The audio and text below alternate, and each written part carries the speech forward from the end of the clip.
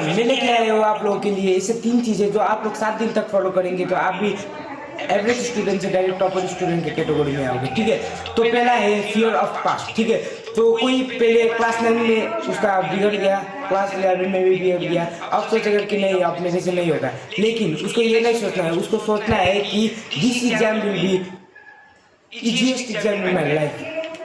वो सोच के आप लोग करेंगे तो यकीन मानिएगा आपको खुद से बिलीफ, अपने आप में बिलीफ आने लगेगा। स्टेप नंबर 2, आप लोग टाइम टेबल बनाते होंगे और टाइम टेबल आपका फॉलो नहीं होता होगा। ठीक है, तो आप लोग रात को सोने से पहले रिग्रेट करते होंगे। आपको ऐसा बिल्कुल नहीं करना है। आपको क्या करना है, ठीक है आज मैंने जितना किया बेस्ट किया, अब कल से रेगुलर। स्टेप नंबर 3, कोई होता है सोशल मीडिया से एडिक्टेड होता है, उसको क्या करना है, यूट्यूब चैनल में जाके उसको नया अकाउंट बना, जो आपके करियर के बारे में बोल रहा है और जो आप जो चाहते हैं वही बोल रहे हैं, उसको फॉलो करना है। ठीक है, तो ये आप लोग 7 दिन तक फॉलो करेंगे तो यकीन मानिएगा आप भी टॉपर से कम नहीं हो।